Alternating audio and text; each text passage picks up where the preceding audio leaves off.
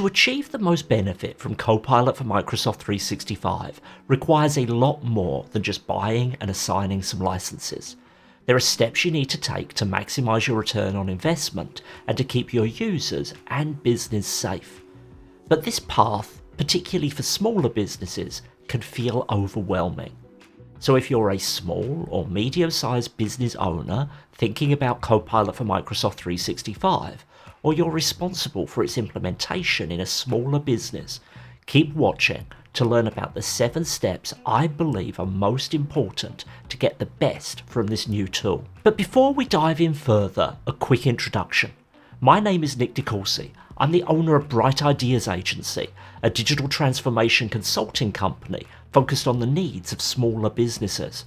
I'm also the author of Who's in the Copilot Seat, a guidebook for small and medium-sized business leaders on how to adopt AI technology. If you're interested in learning more about working with me or getting a copy of my book, there are links below where you can get more information. For the purposes of this video, I'm going to assume you have already, through some means or other, selected Copilot for Microsoft 365 as the right tool for your business. There are various resources out there to help you understand Copilot's capabilities and how it compares to other business-focused AI products like ChatGPT team accounts. The reasons for Copilot selection are something I've covered in a number of videos here, so I'll put a link to one of those below. And once you're happy Copilot is for you, then you can begin your adoption journey. Step 1 is to understand what you're buying and for whom. Copilot for Microsoft 365 is now available for purchase in quantities of as little as 1 license, but does require an investment of 1 year subscription upfront and doesn't come with a trial. It is also a distinctly different product than Copilot Pro, which is designed for personal rather than business subscriptions. If you have a Microsoft 365 business or enterprise tenant, most Microsoft 365 licenses are now allowed as base licenses for Copilot for Microsoft 365, but my recommendation, because of various factors, is, assuming you're not using third-party security and compliance products, you target a base of Microsoft 365 Business Premium for any organisation of 300 users or less. But you don't need to buy Copilot for all your users. First, it is really only useful as a product to those who spend a reasonable proportion of their time on knowledge work. Someone who attends one Teams meeting a week and sends a handful of emails each day, while otherwise doing work on the factory floor or workshop, isn't the intended audience for this product. Second, even in fairly modestly sized organisations, starting with a small trial set of users is the best starting point. Even in businesses of 5 or 10 people, there is an argument to suggest 1 or 2 get started first before a full rollout, and if you're bigger than that, depending on your existing technology change experience and the team's technology savvy, you're going to want to identify an initial trial group. Beyond this, you need to understand your why. Why are you buying Copilot for Microsoft 365? Or why are you interested in AI? What are you trying to achieve? And what will success look like? Most organisations have some level of similarity here, but it's also important to know the unique things you are looking for within your business. Step 2 is to prepare your data. Copilot for Microsoft 365 has 2 big differentiators between it and ChatGPT or similar web-based generative AI chat services.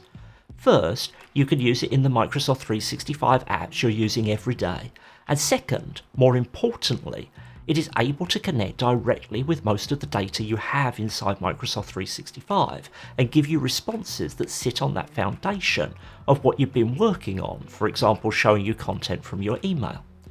However, when it comes to data, Copilot's ability to give you good answers is only as good as the data it has access to. If it can access too much, too little, or the information is confused, its responses to you are going to be equally lacking in quality, and potentially even include information you don't want users to see. Luckily, Copilot is secured, so it can only show an individual user those files they otherwise have access to. But unfortunately, in many organisations, the list of what a user has access to and what the user should have access to are not all that well aligned. Here, you're going to want to think about how information is stored and shared. You're going to want to look at the membership of groups or teams and consider what types of sharing links have been used on data. You're also going to want to consider document lifecycle management, as old or duplicated data will be as harmful to Copilot's efficacy as overshared confidential data, just in very different ways. For Microsoft 365 Business Premium subscribers, or those taking advantage of other security and compliance offerings, consider tools like content labeling, data loss prevention, and retention policies to help ensure you have your data under control. Microsoft has some great resources related to this issue, and I'll put a link down below to a video where I focused in on the topic of Copilot data in more detail.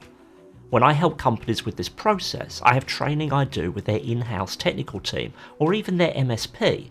Do bear in mind that many MSPs are still learning this stuff too, to ensure the right technical knowledge is built on this issue. Before we move on to step 3, if you're finding this video useful, it would be great if you'd give it a like to help it get in front of more people. And if you're interested in seeing more like this, please do subscribe to the channel. For step 3, you want to make sure those who are involved in leading your adoption efforts, your managers, your supervisors, and your champion users are up to speed on what's going on. And for me, this isn't solely to do with being up to speed on Copilot for Microsoft 365. It's about reflecting on how generative AI-based tools work very differently to other technologies we're used to learning.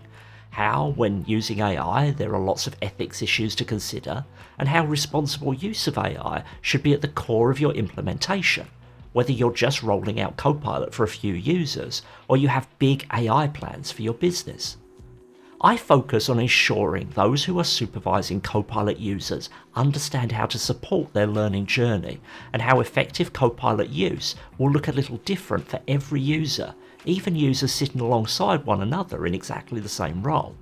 The focus must be to get every user to their own aha moment on AI, and allow users the flexibility to experiment or play with the technology and to collaborate with one another.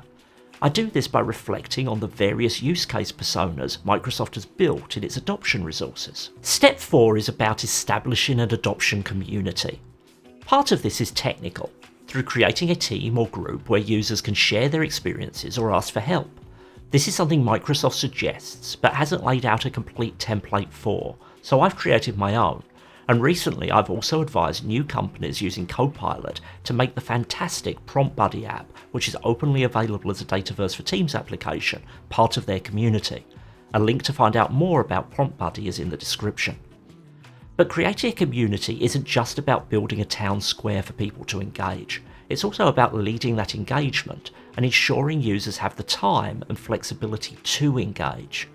I advocate ensuring Copilot becomes a topic on your team meetings, that key leaders engage with the community portal regularly, and you create a cadence of ongoing communication through multiple channels. For example, I offer clients who work with me a bunch of email templates sharing tips and tricks for Copilot that can be drip-fed to their users over the first month or two of the adoption journey. This approach is backed up by Microsoft's Work Trend Index research that finds that power users of Copilot are 61% more likely to hear from their CEO about the importance of AI, 40% more likely to hear from their department's leader about it, and 42% more likely to hear from their manager's manager. Broad engagement from leadership down on Copilot adoption correlates strongly with bigger benefits of use. Once you've laid those foundations, step 5 is about training. My personal approach when providing these services for clients is a 4-module training program that covers both practical use cases for the various Copilot tools alongside more general knowledge around how generative AI works and how to use it responsibly. However, different organisations require different approaches, and I am always tailoring and tweaking these trainings to get them right for specific needs. If you choose to hire someone from outside to help with this, then that's a great option.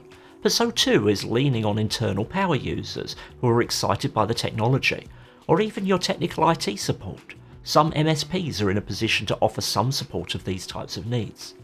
There are even now really good Microsoft Learn materials where end users can learn about these tools in a self-paced manner.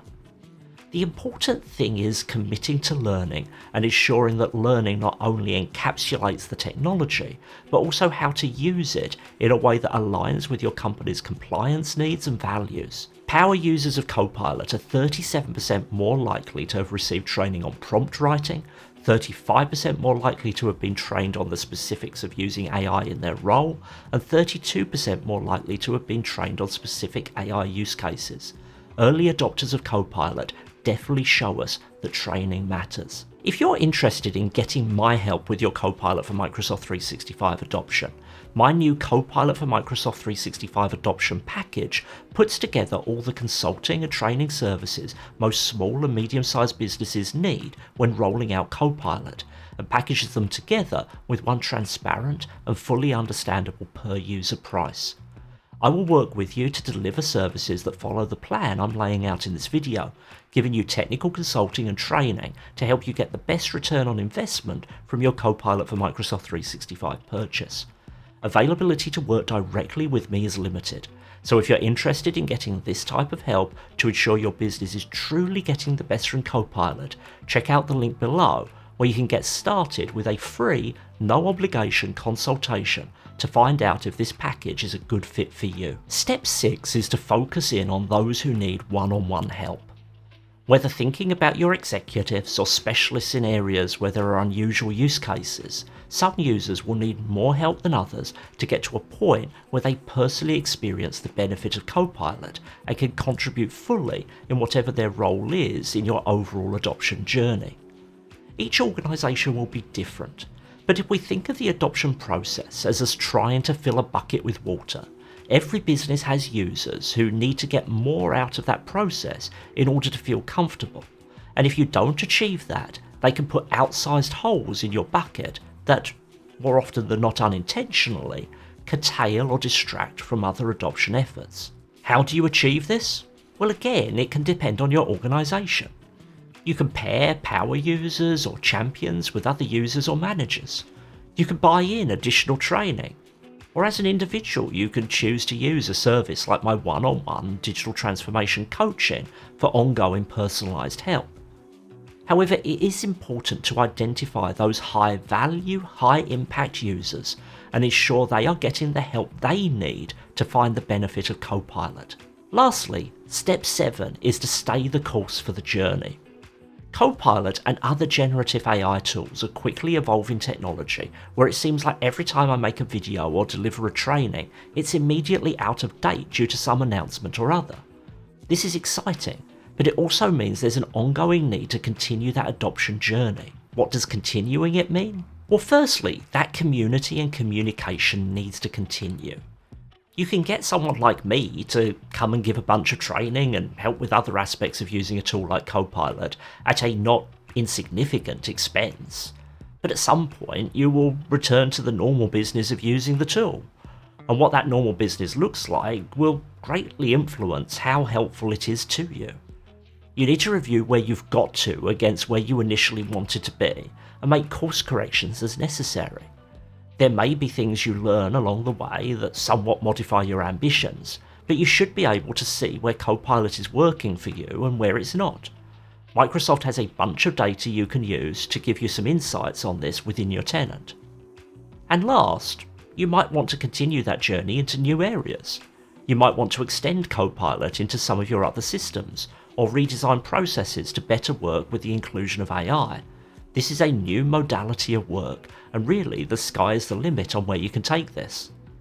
Many aspects of what I've spoken about in this video are reflections of the great adoption materials Microsoft supplies at its adoption website, including the Copilot for Microsoft 365 Success Kit.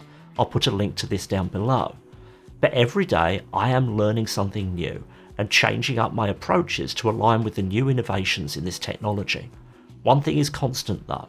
Those organisations being intentional about their rollout and what they are trying to achieve are having more impact more rapidly than those just buying licenses and seeing what happens. There are lots of options out there from companies like mine to help with this, but if you equip yourself with the right knowledge and resources, you can achieve a lot without being a specialist, and certainly for very small businesses, that intentionality is important even if you do everything in-house. Have you started your Copilot for Microsoft 365 adoption? Let me know how you're approaching it, or what you think of my outline down in the comments. Thanks for watching this video through to the end. Until the next one, bye bye.